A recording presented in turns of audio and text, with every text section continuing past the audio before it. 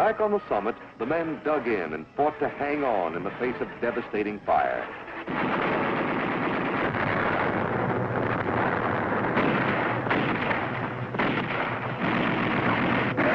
On 18 May, the 29th Marines stood on the hill once again. This time, they had come to stay. Rising to unbelievable heights of courage, they would not be dislodged.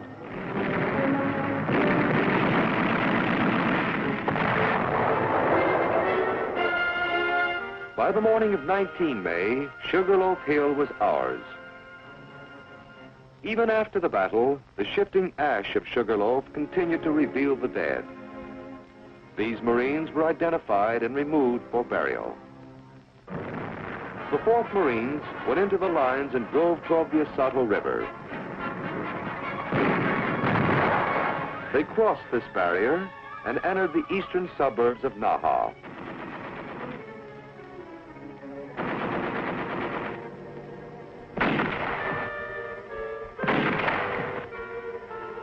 The people called it the Rain of the Plums, and it lasted 16 days and nights.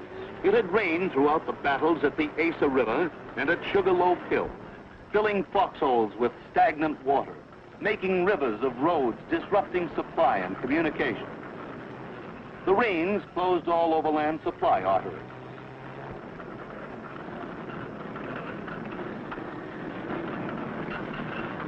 Amtraks were called into service to haul food, ammunition, and medical equipment over the reef fringing Okinawa's west coast. Having reached the north bank of the Osato in strength, the division was now able to enter Naha, the prize of the Ryukyus.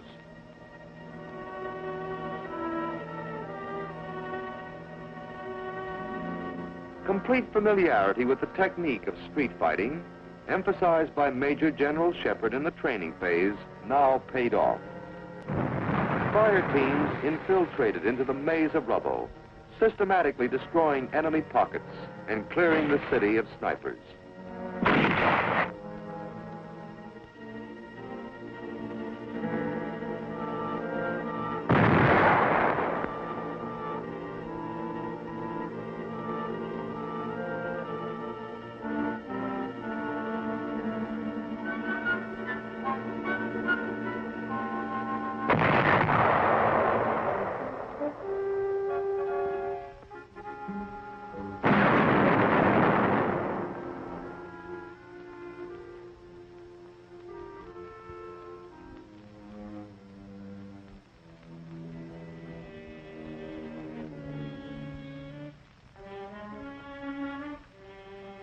The veterans of the Solomons, the Marshalls, the Marianas, who composed the 6th Marine Division, had kept the image of the city before them for more than 25 days of intensive battle. Most of them had not seen a city since they left the Golden Gate, and Naha, with its population of 65,000, had been the brightest star on their horizon. But the city they found was a graveyard. Its people had vanished with its buildings. Nothing lived in this desert of stone. An occasional arch remained upright.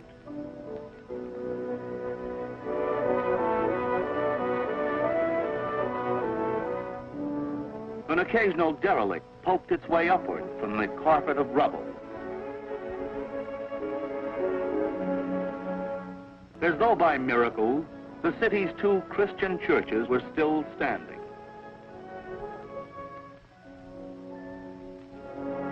Only the front of Naha's movie theater was recognizable.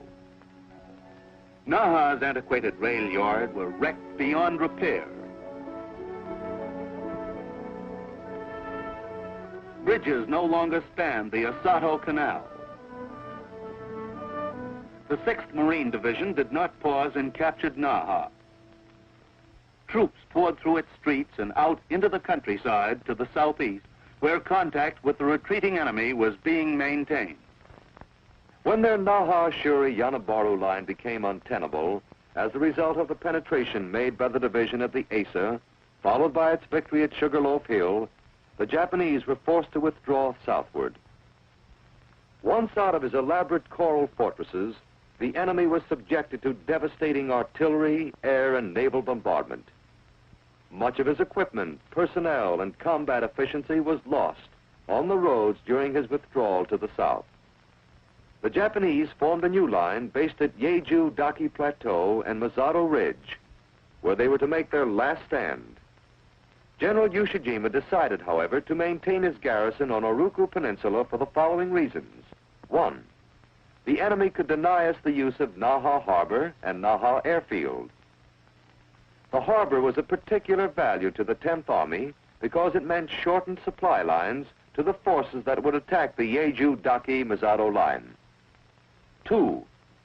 By holding Oruku Peninsula, the enemy could maintain a threat to the rear of 10th Army forces attacking the Yeju-Daki-Masato line.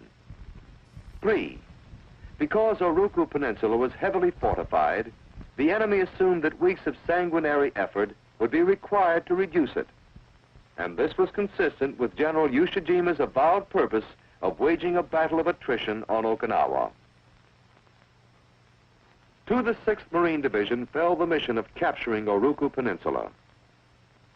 The enemy watched the division advance toward the Kokuba River and girded himself for an attack from the east. Major General Shepard waited for the defenders of Oruku to dispose themselves on the east, and then, masking his intentions, followed a plan that undoubtedly saved hundreds of Marine lives and cost the enemy his strategic peninsula in less than 2 weeks. At dawn of 4 June, while the enemy awaited an attack from the east, the 4th Marines came ashore on the western beaches of Oruku Peninsula. Having capitalized on the maneuverability of his amphibious force, and having achieved the element of surprise, General Shepard found the Oruku beaches lightly defended.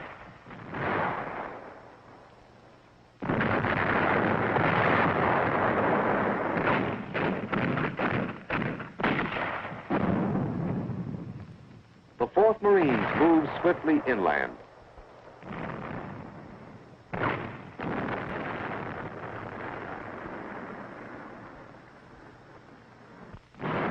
As the light from the east grew brighter, supporting waves continued to come ashore to develop the beachhead.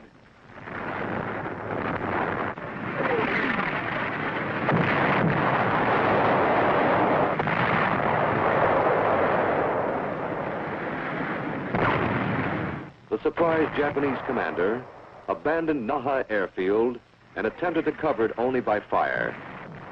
Moving southeastward from the beach, the 4th Marines reached Naha Airfield on 4 June and secured it on the 5th. This had been the enemy's principal ferry base for aircraft headed southward from Japan. With the airfield behind them, the 4th Marines pushed northward to the high ground which the enemy was defending. The 29th and 22nd Marines were committed from the east and west respectively.